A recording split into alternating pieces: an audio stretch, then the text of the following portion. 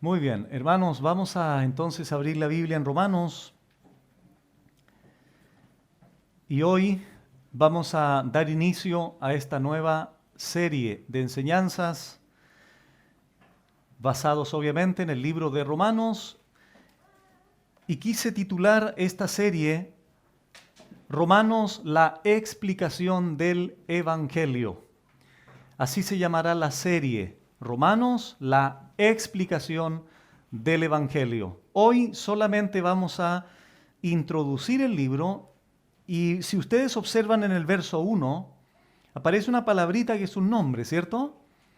Pablo. Eso es lo único que vamos a avanzar hoy día. Entonces nos va a servir como una plataforma importante para que las posteriores enseñanzas puedan tener obviamente también mayor sentido. ¿Cuál será el propósito? ¿Cuál será el propósito principal de esta serie de enseñanzas? La siguiente. En virtud del título, será enseñar, será mostrarles a ustedes, será explicarles a ustedes el significado del Evangelio sustentado en la justicia de nuestro Dios.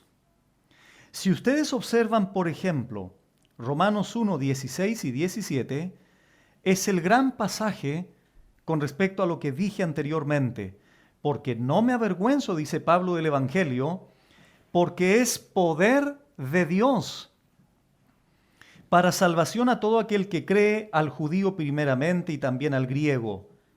Lo que leyó Martín Lutero es lo siguiente, porque en el Evangelio la justicia de Dios se revela por fe y para fe, como está escrito, mas el justo por la fe vivirá. Hoy día lo dije en Panorama Bíblico en la mañana. Aquí en el verso 16 dice, porque no me avergüenzo del Evangelio, porque es poder de Dios. Si yo te preguntara a ti, basado en el texto, hermano, ¿cuál es el poder de Dios? ¿Cómo podemos conocer el poder de Dios? Hábleme del poder de Dios. Dígame, por favor, explíqueme cuál es el poder de Dios. Yo te digo, mira la palabrita, Evangelio. Porque Pablo dice que el Evangelio es poder de Dios. Muy bien. Si queremos predicar el poder de Dios a la gente, si queremos experimentar el poder de Dios en nuestra vida, ¿qué es lo básico y elemental que tenemos que hacer? Conocer el Evangelio, el objeto mediante el cual Dios manifiesta su poder. De ahí, hermanos, la relevancia de poder explicar y profundizar en lo que significa el Evangelio. Pastor, pero nosotros somos cristianos, ¿será necesario conocer el Evangelio? Hermano, el 90%. 95% podríamos decir, sin temor a equivocarme, gente que está en las iglesias no conoce el Evangelio. Conoce sistemas, conoce estructuras, conoce tradiciones, conoce liturgias, conoce rituales, pero no ha experimentado el poder del Evangelio. ¿Saben por qué? Porque no lo hemos entendido bien. No sabemos verdaderamente lo que es el Evangelio de Dios, no el Evangelio que hoy día se predica. Prosperidad, fama, éxito, salud. Te va a ir bien en la vida que tenemos aquí es la mejor, etcétera, etcétera. Eso, hermanos, ha nublado el verdadero Evangelio. Eso ha tapado en cierta forma el verdadero Evangelio. Pero quiero decirles, hermanos, que Dios está levantando a nivel mundial ciertos hombres con la valentía, con la osadía de nuevamente colocar en su lugar el verdadero Evangelio, porque ese Evangelio es el poder de Dios transformando al mundo. Entonces, ese es el propósito de toda esta carta, explicar, mostrar a ustedes el significado del verdadero Evangelio. ¿Saben ustedes? Ayer también lo decíamos en la carta que, gracias a Dios, a través del hermano Juan Carlos, hemos sido bendecidos. Cuando Martín Lutero comenzó a entender estas cosas, Martín Lutero se pasaba hasta 3 horas, hermanos, hasta 3 horas en el día confesando sus pecados. Porque él, al conocer el verdadero evangelio, pudo conocer la verdadera justicia de Dios, la verdadera santidad de Dios. De ahí la relevancia para él de abrir su corazón y exponer sus pensamientos, sus pecados a ese Dios santo y justo. Pero ¿cuándo hizo eso Martín Lutero? Cuando el evangelio del Señor, cuando la justicia que es por la fe se introdujo y se metió en los huesos de Martín Lutero, en su mente, en su corazón. Solo así pudo entender y tener ese concepto del evangelio, hermanos. Por tanto, repito, ese será el propósito. Es decir, desde ahora que vamos a iniciar el capítulo 1 al capítulo 16, de aquí a 3 o 4 años más, deberías, hermano, conocer con mayor profundidad, mayor amplitud, con mayor claridad lo que has recibido como tesoro, el evangelio que transformó tu vida. Y en eso va a consistir esta carta. Martín Lutero dijo lo siguiente de esta carta, obviamente. Martín Lutero dijo: la epístola a los romanos es la verdadera pieza maestra del Nuevo Testamento y el más puro evangelio. Escuchen ahora.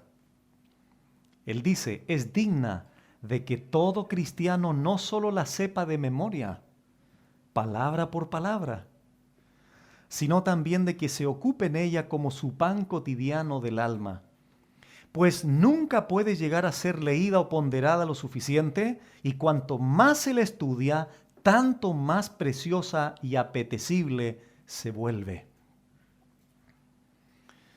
Él tenía toda la razón. Nosotros lo hemos experimentado esto. En todas las iglesias locales hemos enseñado Romanos. En algunas estamos en el desarrollo.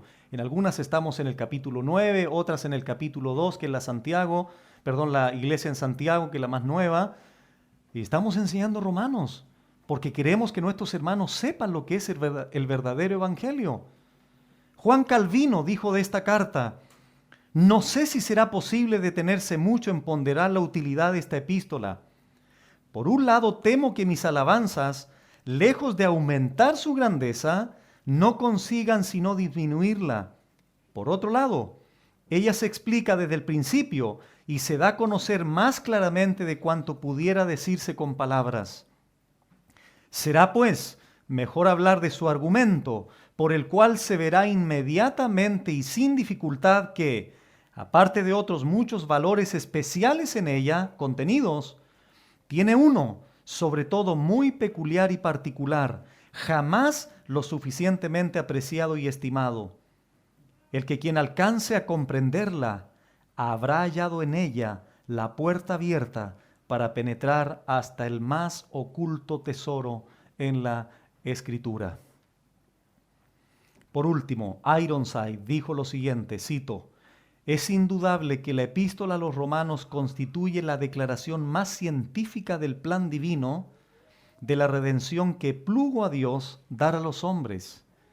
Dejando totalmente a un lado el asunto de su inspiración, podemos considerarlo como un tratado de inmensa trascendencia, de gran poder intelectual y que pone en fuga a las filosofías más brillantes concebidas por la mentalidad humana. Fin de la cita. Por alguna razón, entonces, a Romanos se le ha titulado como la columna vertebral del cristianismo. No es que Romanos sea más importante que otro libro inspirado por Dios, porque es uno de los inspirados por Dios. Pero en cuanto a la salvación, en cuanto al evangelio, en cuanto al entender la relevancia de la justicia de Dios, en Romanos se concentran todas estas doctrinas que al creyente le hacen muy bien de conocer.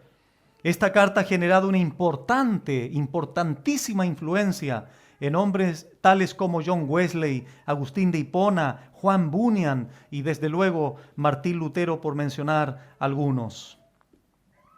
Y así podríamos citar otros hombres que le dan relevancia, que le dan importancia a esta carta, por lo que he dicho anteriormente. Muy bien, los datos que voy a compartir ahora son necesarios. ¿Por qué? Porque toda carta tiene, o todo libro de la Biblia, tiene ciertos marcos, marcos históricos, geográficos, fechas. Y uno cuando une en la Biblia todos estos datos, hay una cadena, hay una congruencia entre todos ellos. Cuando yo leo un pasaje y sé que Pablo escribió tal año la carta, desde tal ciudad, a tal iglesia en tal ciudad, ¿qué estaba sucediendo allí? ¿Se acuerdan los que participaron de la epístola de Primera de Juan? ¿Qué tan necesario fue haber entendido el gnosticismo que rodeaba cuando Juan escribió, el ascetismo que rodeaba allí, el misticismo que rodeaba a la gente, las doctrinas? Entonces fue necesario entender eso para poder entender el contenido de la carta que el hermano nos comenzó a explicar. Bueno, el autor, sin lugar a dudas, de la carta a los romanos es el gran apóstol Pablo. Eso lo vamos a analizar un poco más cuando leamos el verso 1. La fecha de escritura fue el año 56-58. Y aquí esto comienza a tener relevancia por la siguiente razón. El apóstol Pablo, antiguamente llamado Saulo o Saulo de Tarso, se convierte al Evangelio el año 34 aproximadamente. Entonces, si tú sumas del año 34 al 58 aproximadamente, tenemos a un hombre que ya ha vivido 25 años de convertido. Es decir, con 25 años en el Evangelio, viendo a Pablo, es un hombre ya que ha alcanzado madurez. Es un hombre que no es niño en el Evangelio, no es un neófito.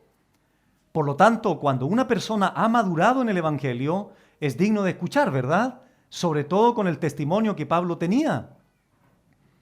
Entonces ya este dato hace relevante el entender que cuando Pablo escribe esta carta, tenía ya aproximadamente 25 años caminando con el Señor, yendo para allá, yendo para acá, de una ciudad a otra. ¿Cuándo tuvo el punto de partida? En Hechos capítulo 9, cuando iba camino a Damasco. ¿De dónde escribe esta carta el apóstol Pablo? Desde la ciudad de Corinto. Corinto era una ciudad invadida por la idolatría, inmoralidad sexual, habían sacerdotisas como prostitutas, etcétera, etcétera. Y en ese contexto, Pablo a Roma, a los hermanos en Roma, dedica esta carta. Por tanto, podemos también entender algo aquí interesante. Hubo algunas cartas donde Pablo estaba presencialmente, pero en otras, como Romanos, no estaba presente Pablo con ellos, sino que él dirige sus palabras desde otra ciudad lejana. Vamos por favor a Romanos capítulo 16, porque aquí surge una pregunta importante. Si Pablo estaba a cientos de kilómetros de Roma, estando en Corinto, la pregunta es cómo pudo haber llegado esa carta en manos de los romanos. Dice Romanos 16, verso 1 y 2, os recomiendo además nuestra hermana Febe, la cual es diaconisa de la iglesia en Cencrea. Cencrea era una ciudad puerto de Corinto. Entonces un día, cuenta la historia, a Febe anuncia que quiere hacer un viaje a Roma. ¿Sabe lo que hace Pablo? Le encomienda a ella el llevar la carta a los hermanos en Roma. Dice el verso 16, que la recibáis en el Señor, como es digno de los santos, y que la ayudéis en cualquier cosa en que necesite de vosotros, porque ella, es decir, Febe, ha ayudado a muchos y a mí mismo. ¿Qué confianza debió haber tenido Pablo en esta mujer, en esta hermana, como para haber depositado tal confianza y tal labor tan sublime de llevar la palabra de Dios a los hermanos allí en Roma? Cito nuevamente a Ironside con respecto a lo que hizo Pablo con esta mujer. Toda la iglesia de Dios ha sentido una gratitud inmensa hacia Febe, a esta mujer, y hacia Dios, que vigiló todo el asunto por haber preservado el documento valioso que ella entregó a salvo en manos de los ancianos de Roma y por ende a nosotros, dice este hombre. Muy bien, los integrantes de esta iglesia en Roma, y para esto quiero por favor pedirles que vayamos ahora a Hechos capítulo 2. Vamos a ver los integrantes de esta iglesia, de dónde pudieron haber surgido. Estaba compuesta principalmente por gentiles, pero también por judíos. Por esta razón es que Pablo introduce muchas de sus palabras y enseñanzas hacia los judíos. Menciona la circuncisión, menciona a Abraham, David, el pueblo de Israel, etcétera, etcétera. Dice Hechos capítulo 2, verso 10, en el contexto de Pentecostés, allí en Jerusalén, verso 8, 2:8. ¿Cómo pues les oímos nosotros hablar cada uno en nuestra lengua o en nuestro idioma en la que hemos nacido? Y aquí Lucas relata las personas que estuvieron en Jerusalén, su nacionalidad, y dice: partos, medos, elamitas y los que habitamos en Mesopotamia, en Judea, en Capadocia, en el Ponto y en Asia, en Frigia y Panfilia, en Egipto y en las regiones de África más allá de Cirene, escuchen ahora, y romanos, aquí residentes, tanto judíos como prosélitos. Este grupo de romanos que estaba en Jerusalén, se entiende que probablemente regresaron a Roma y se llevaron el evangelio a Roma y se fundó la iglesia en Roma. Entonces se propone de que la iglesia en Roma tuvo su inicio a partir de esta ida de estos romanos de Jerusalén a la ciudad de Roma. Eso es lo que se propone. Ahora bien, regresamos a Romanos 1.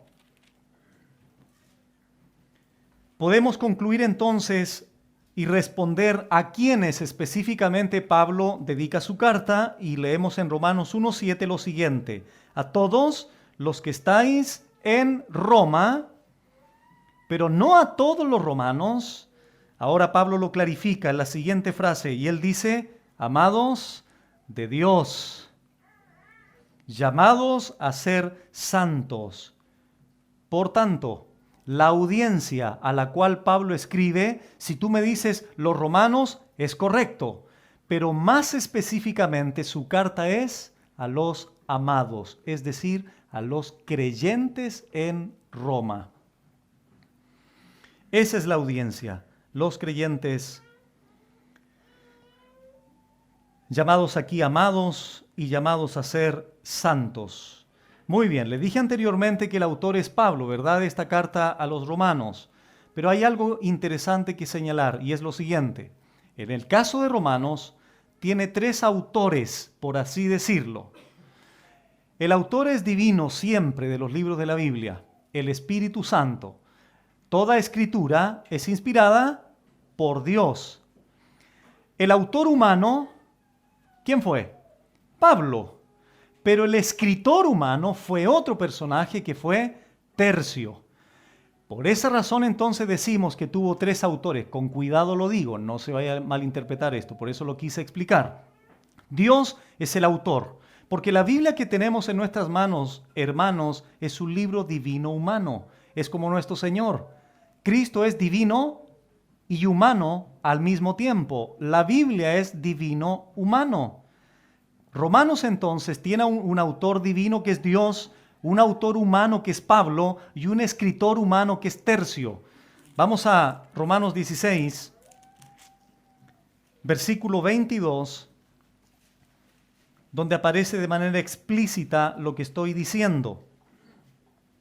Romanos 16, 22 dice así: yo, Tercio, que escribí la epístola, os saludo en el Señor. Y esto es lo que se llama el amanuense. El amanuense era la persona que, como bien dice el texto, escribía. Pablo dictó la carta, el amanuense tercio la llevó al pergamino con la letra de, o la tinta, en este caso, de su mano. Muy bien, regresamos a Romanos 1.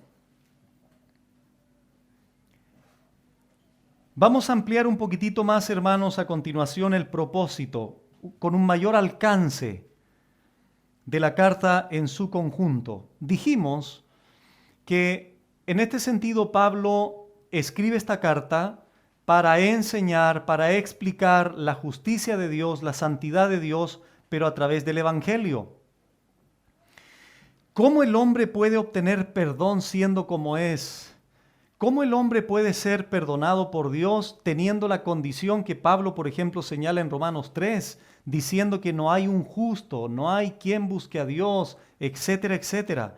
Por lo tanto, Pablo, uno de sus propósitos es manifestar a sus hermanos su deseo de visitarles, su deseo de estar con ellos, su deseo de tener comunión con ellos. Observen ustedes en Romanos 1:13, por favor.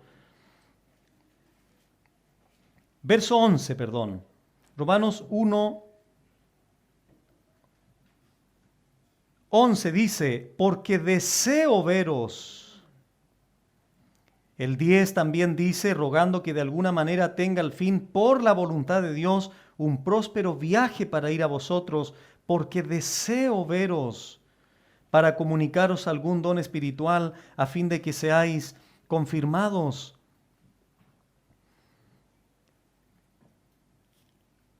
El verso 13 dice, pero no quiero, hermanos, que ignoréis que muchas veces me he propuesto ir a vosotros. Entre paréntesis, pero hasta ahora he sido estorbado para tener también entre vosotros algún fruto, como entre los demás gentiles. Adelantémonos al capítulo 15 de Romanos. Pablo vuelve a señalar uno de sus propósitos al escribirles esta carta. En Romanos 15, verso 22, Pablo dice, por esta causa me he visto impedido muchas veces. Noten ustedes, muchas veces, dice Pablo. Pablo tenía un anhelo de ir y estar con sus hermanos. Por esta causa me he visto impedido muchas veces de ir a vosotros, pero ahora dice, no teniendo más campo en estas regiones y deseando, noten cómo enfatiza el deseo Pablo, y deseando desde hace muchos años. Tú podrías preguntarte, pero ¿por qué Pablo demoró tanto en ir? Lo que pasa es que Pablo no hacía lo que quería, sino lo que Dios quería que hiciese. Dios le había impedido ir, porque los deseos del siervo no siempre son los deseos del amo. Pablo quería ir, pero su amo le decía no, lo estorbaba por soberanía. Verso 24, cuando vaya a España, iré a vosotros, porque espero veros al pasar y ser encaminado allá por vosotros, una vez que haya gozado con vosotros. Verso 28, así que, cuando haya concluido esto y les haya entregado este fruto, pasaré entre vosotros rumbo a España. ¿Qué hace entonces Pablo? En uno de los propósitos generales de la carta es expresarle a sus hermanos querer estar con ellos. Extraemos aquí un principio. Es extraño cuando la gente no quiere estar con sus hermanos. Porque un creyente normal anhela tener comunión con la iglesia. Pablo dice, tenía deseos, tengo deseos, hace muchos años. Pero ¿qué sucedió? He sido estorbado.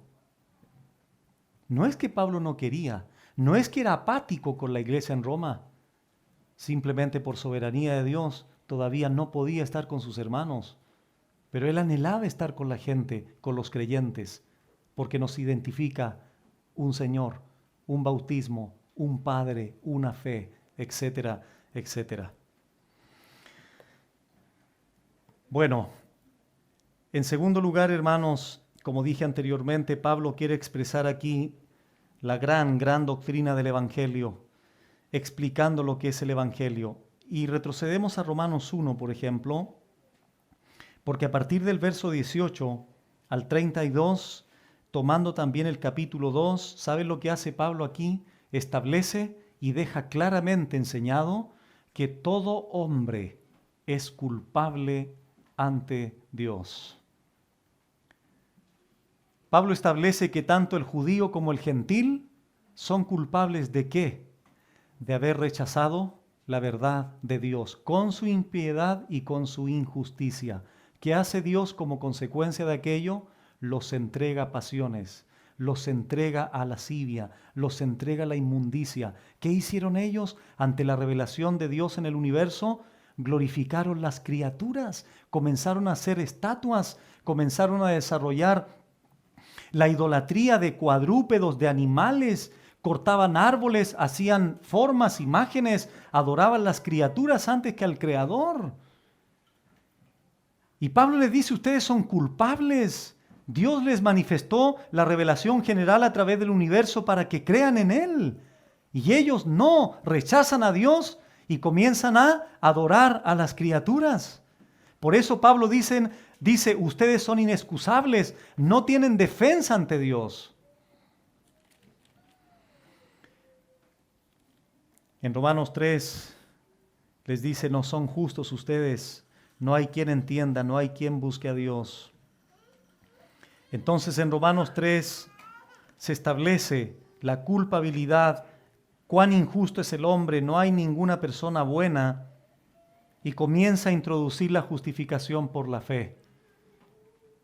La gracia de Dios por la fe, para que ese hombre culpable pueda recibir gratuitamente la salvación y el perdón de sus pecados. En Romanos capítulo 4, Pablo comienza a explicar poniendo ejemplos, Abraham y David. ¿Como ejemplos de qué? De justificación por la fe. Romanos capítulo 5, ¿se acuerdan el pasaje? Justificados pues por la fe, tenemos paz para con Dios. ¿Qué hace Pablo ahora? Comienza a hablar de los beneficios de la justificación. En Romanos capítulo 6, Pablo comienza a hablar de las demandas de la justificación.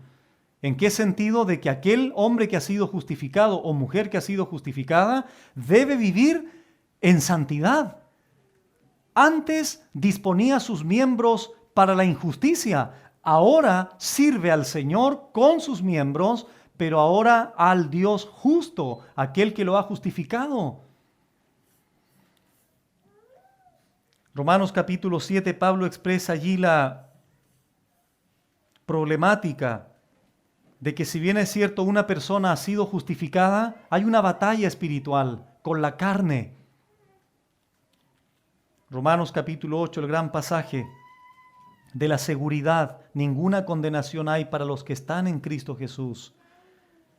Y comienza a decir allí que los que no tienen el Espíritu Santo no son de Cristo. Y el gran pasaje de la predestinación, a los que antes conoció también los predestinó para que sean hechos conformes a la imagen de su Hijo Jesucristo.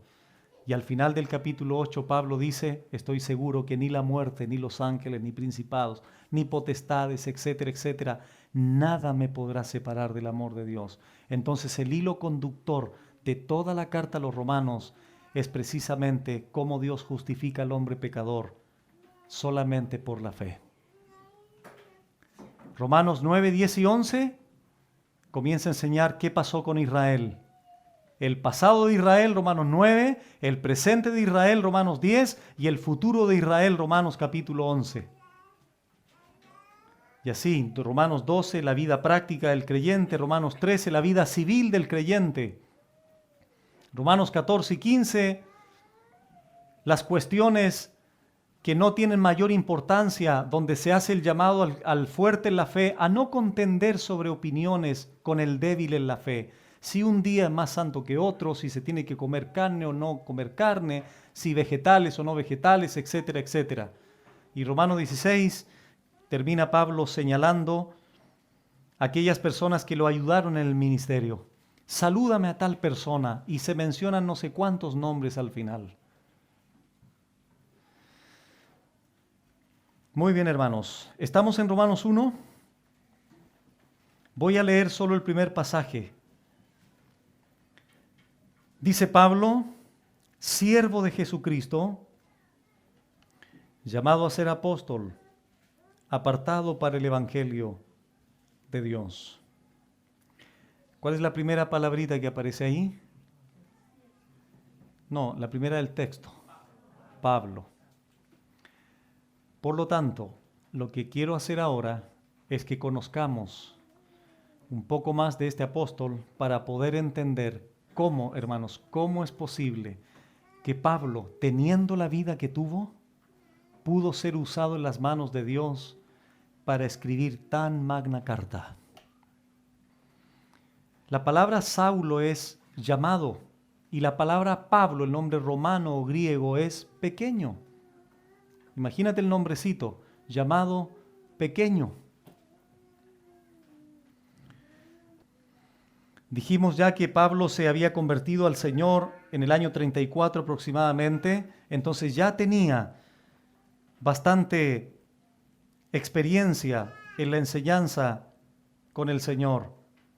No olvidemos también que Pablo estuvo 3 años en Arabia una vez convertido, siendo discipulado directamente por el Señor Jesucristo. Qué impresionante, hermanos. Ahora abra la Biblia, por favor, en Filipenses para ir conociendo más detalles bíblicos de este hombre llamado Pablo. Un judío sobresaliente, con educación griega, también judía desde luego, y con ciudadanía romana. Dice en Filipenses 3, si alguien quiere conocer datos específicos de Pablo, este es un muy buen pasaje. Dice Filipenses 3:4, aunque yo tengo también de qué confiar en la carne, si alguno piensa que tiene de qué confiar en la carne, yo más, dice Pablo. Y aquí Pablo comienza a señalar lo que él era. Dice en primer lugar el verso 5, circuncidado al 8º día. Esto es en razón de Génesis 17, donde la circuncisión era la señal del pacto de Dios con su pueblo. Se cortaba a los 8 días el prepucio del varón. Y eso lo hacía participante del pacto de Dios con el pueblo de Israel. Y Saulo o Pablo lo señala, Cristo también fue circuncidado al 8º día. Era la señal externa del judío. Pablo era circuncidado, es decir, cumplió la ley. Esto es lo que quiere señalar aquí Saulo. En segundo lugar, Pablo menciona que era del linaje de Israel. Es decir, no era griego, no era gentil, era del pueblo escogido de Dios. Era descendiente de Abraham, Isaac y Jacob. Eso le daba una relevancia a Pablo en el contexto judío.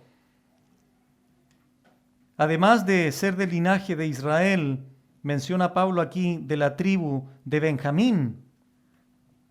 Esta tribu estaba unida a la de Judá y por eso era parte de la raza judía pura. Menciona también que es hebreo de hebreos, es decir, esto es judío por parte de padre y madre, no había mezcla con gentiles. Y esto le permitió a Pablo preservar la tradición judía y el lenguaje hebreo. Entonces Pablo lo que está haciendo aquí, hermanos, está poniendo sobre la mesa lo que era en la carne, lo que era desde la óptica humana.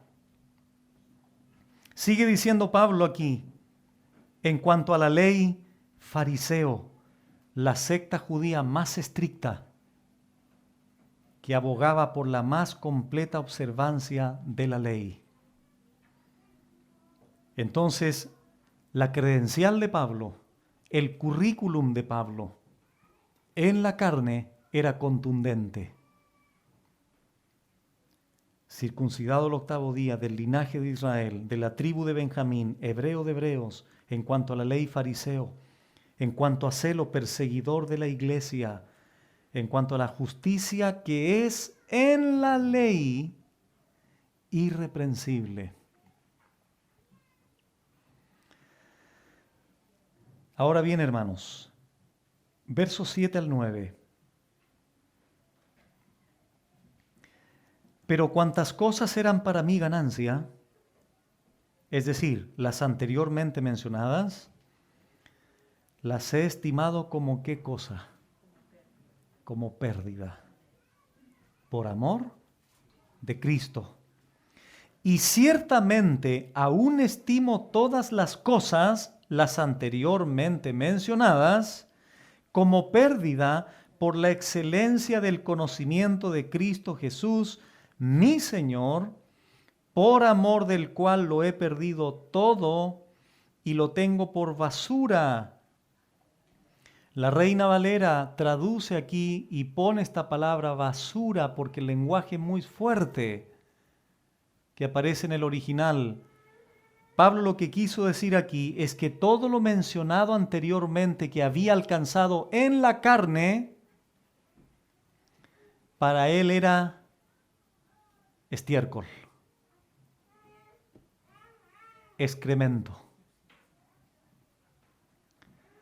Si tú estableces ese contraste, tú dices, ¿cómo es posible? Circuncidado el octavo día, hebreo de hebreos, fariseo en cuanto a la ley, familia única judía, padre, madre hebreo, Abraham, Isaac, Jacob. Eso una posición importantísima en el pueblo de Israel. Y él dice, estiércol.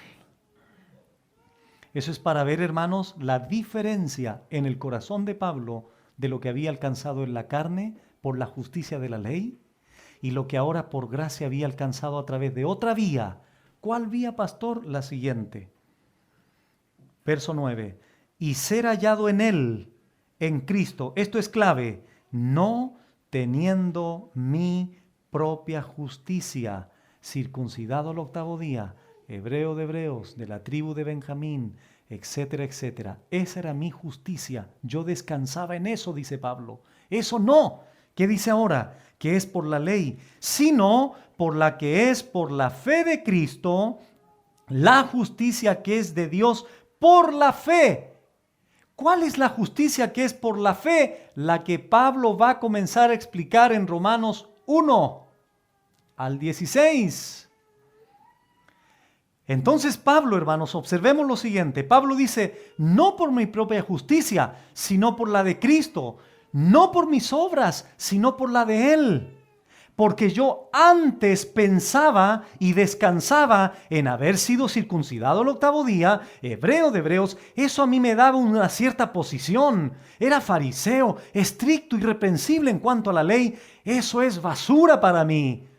Porque yo para agradar a Dios descansaba en eso. Eso no, lo he hecho al tarro de la basura, porque ahora he sido justificado por la fe. La justicia de la fe. La que descansa en la justicia de Cristo, no en la mía. Porque la mía la estimo como basura. Ante todas las obras y privilegios humanos de Pablo, ahora él los estima como pérdida. Ahora, hermanos, es muy interesante cómo Pablo menciona todas sus características, pero aún así tuvo este comportamiento que vamos a ver ahora. Hechos capítulo 7. Hechos capítulo 7. Verso 58. ¿Se acuerdan del primer mártir de la iglesia cristiana? ¿Cómo se llamó? Esteban. Y dice Hechos 7:58, y echándole fuera de la ciudad, le apedraron. ¿A quién? A Esteban. Paréntesis, la palabra Esteban significa guirnalda. Y téngalo por seguro que Dios lo va a recompensar en el cielo. Porque dio su vida por él. Dice Apocalipsis 2, sé fiel hasta la muerte, y yo te daré la corona de la vida. Esteban es un muy buen ejemplo. Y echándole fuera de la ciudad, le apedrearon a Esteban, y los testigos pusieron sus ropas a los pies de un joven que se llamaba Saulo. Es decir, Saulo consentía en la muerte ¿de quién? De Esteban. Que si hubiese vivido años más tarde Esteban, hubiese sido su hermano en la fe.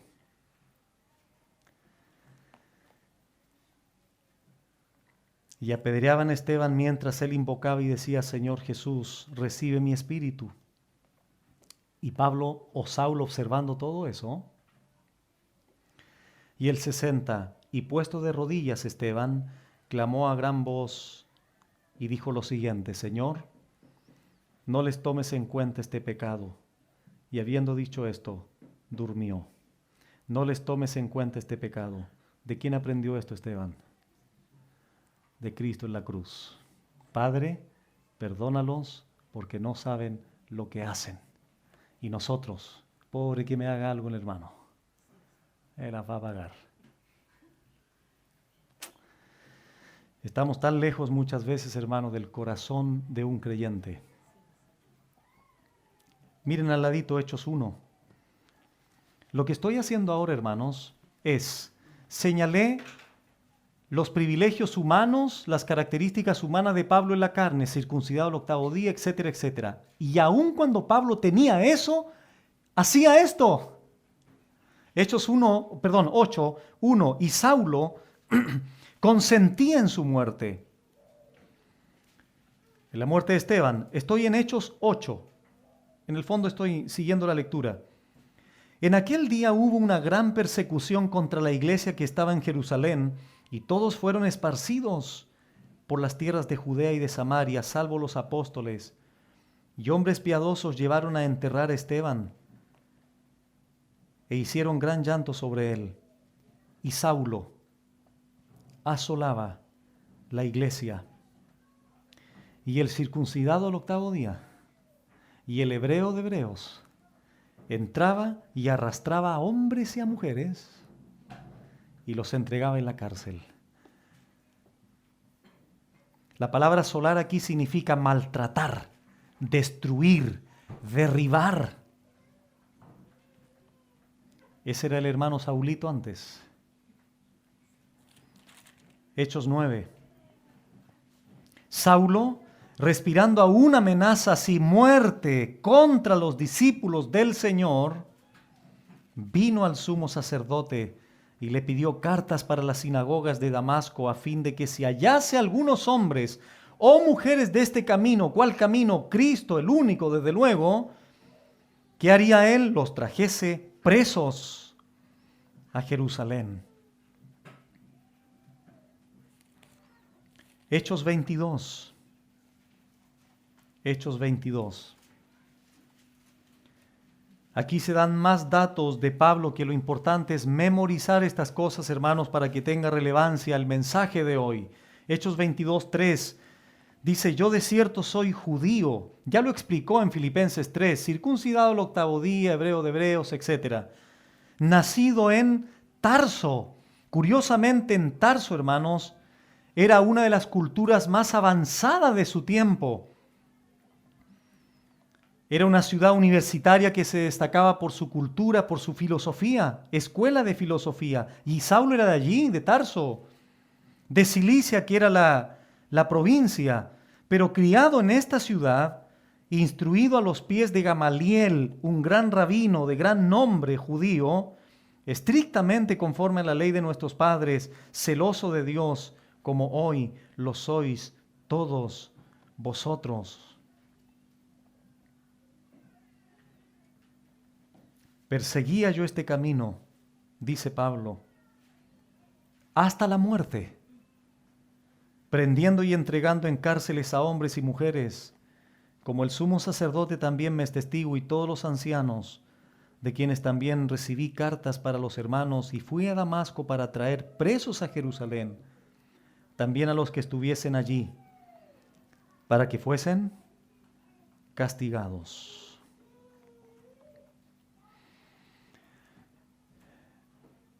El punto es, hermanos, que el autor de la carta a los romanos se presenta y dice Pablo. Y todos los datos que he leído a continuación no pueden terminar sin leer ahora 1 Timoteo. Con esto ya estoy terminando. 1 Timoteo, para al final llegar a una aplicación. 1 Timoteo 1.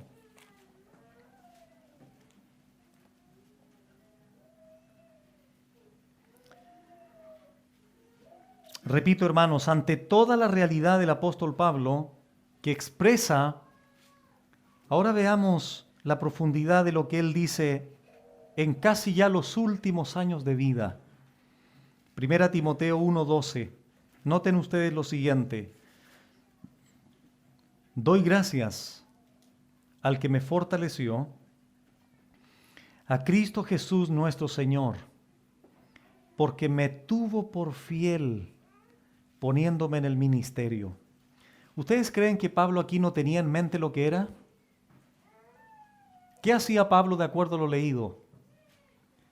¿Le sirvió en alguna manera ser circuncidado el 8º día, hebreo de hebreos, de la tribu de Benjamín, etcétera, etcétera? Si igual asolaba a la iglesia, igual perseguía, igual arrastraba a hombres, igual arrastraba a mujeres creyentes.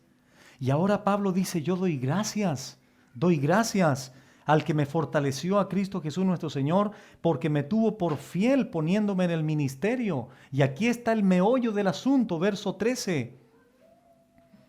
Habiendo yo sido antes blasfemo. Número 2, perseguidor.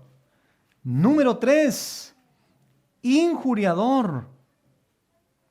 Pero Pablo agrega y dice, mas fui recibido a misericordia, porque lo hice por ignorancia en incredulidad.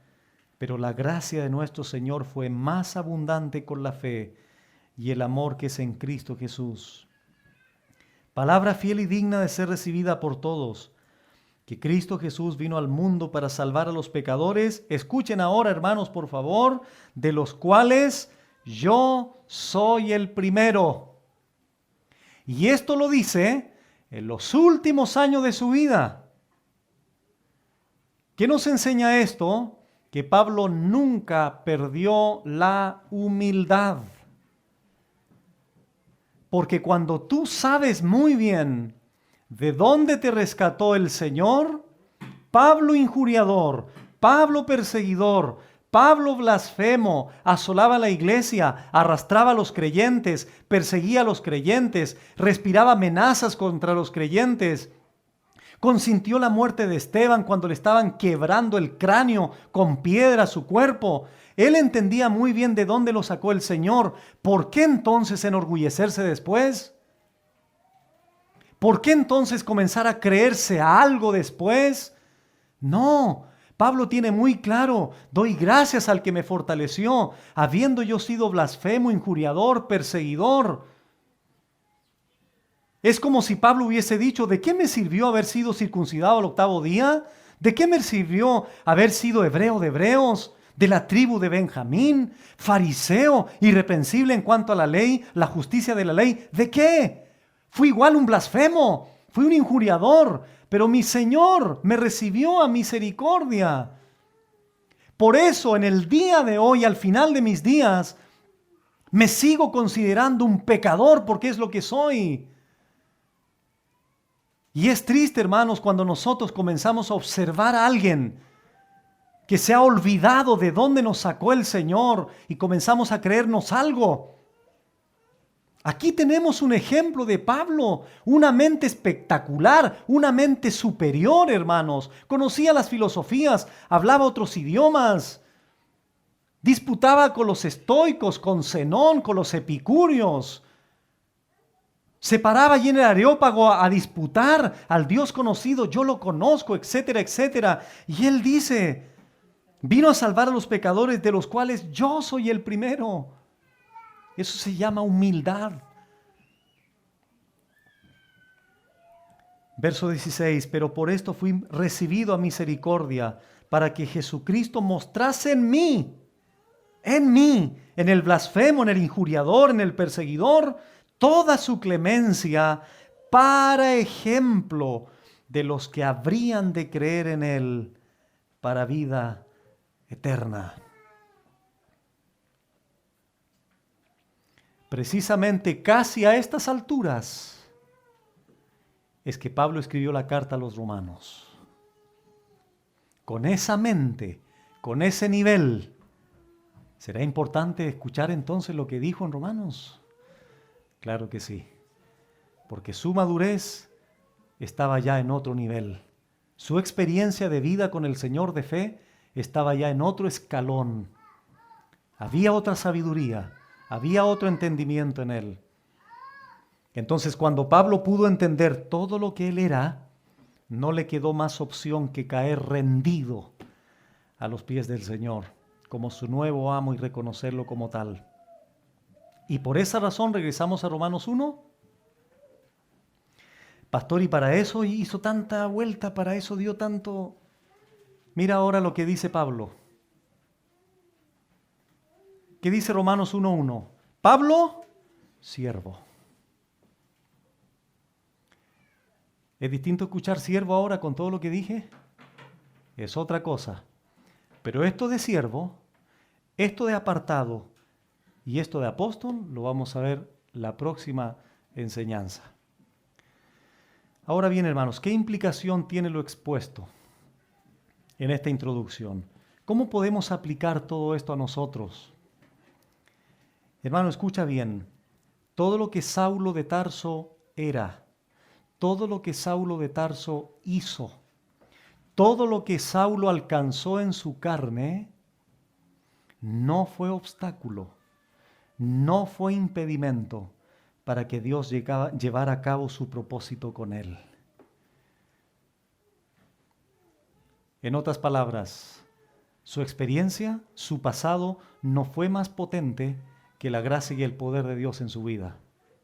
Porque todo lo que Pablo vivió, lo que hizo, lo que era, Dios ahora lo usa para su propia gloria.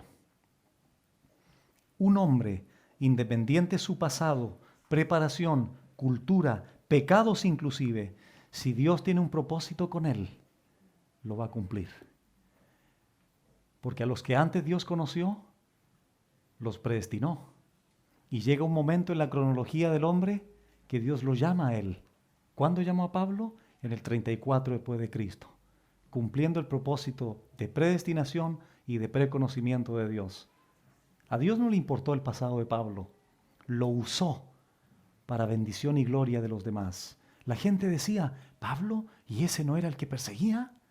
Sí, pero ahora glorifica el nombre de su nuevo amo. ¿Cuándo lo evidenció eso? En Hechos 9. Señor, ¿qué quieres que yo haga? No hay grandes para Dios.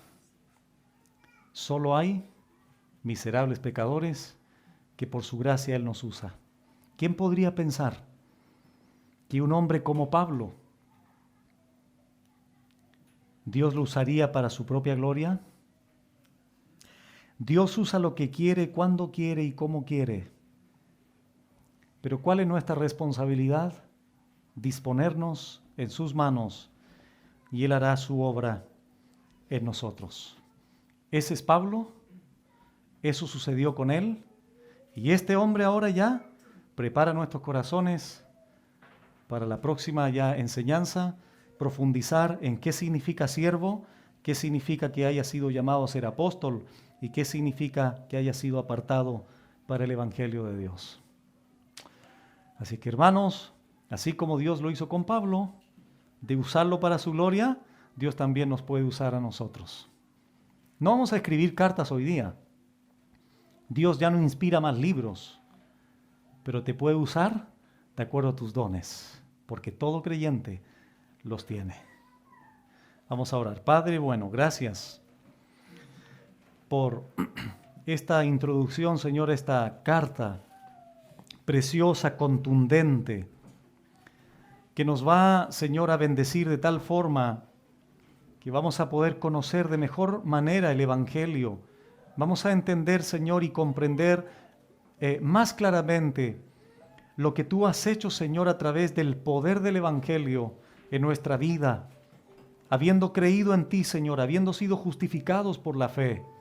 Gracias, Señor, por entender estas cosas que son elementales, que son básicas, para poder entender todo el desarrollo posterior del libro.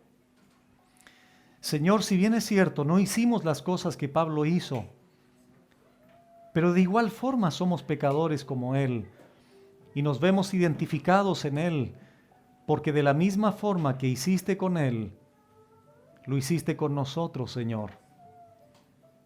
nosotros también blasfemamos tu nombre, injuriamos tu nombre, Señor, y fuimos recibidos a misericordia como lo fue Él.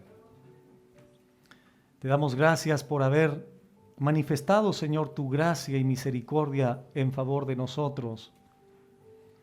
Nuestro pasado, Señor, no importa cuando tú tienes un propósito con nosotros.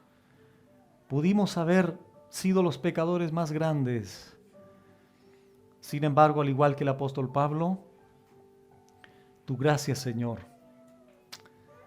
lo inundó de tal forma que ante esa bendita y sublime gracia no le quedó más opción a él que rendir su vida a su nuevo amo, al Señor de gloria, al Señor Jesucristo, al Señor de la ley, al Señor de su vida. Y ayúdanos, Señor, a mantener también la humildad que Él mantuvo, aún a los últimos días de vida, cuando Él dice que iba a ser un ejemplo de aquellos que creerían en el Señor, porque Él se consideraba aún el primero de los pecadores y el más pequeño de los apóstoles. Ayúdanos, Señor, a ser humildes, a ser mansos, independientes, Señor, en lo que en tu gracia podamos hacer o alcanzar en la obra.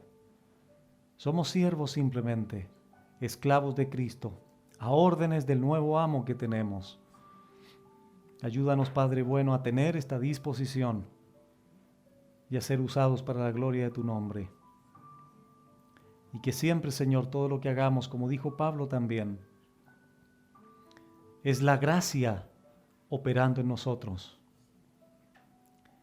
y no nosotros mismos, Señor, independientes de ti, porque somos simplemente instrumentos y queremos ser instrumentos de honra y no de deshonra.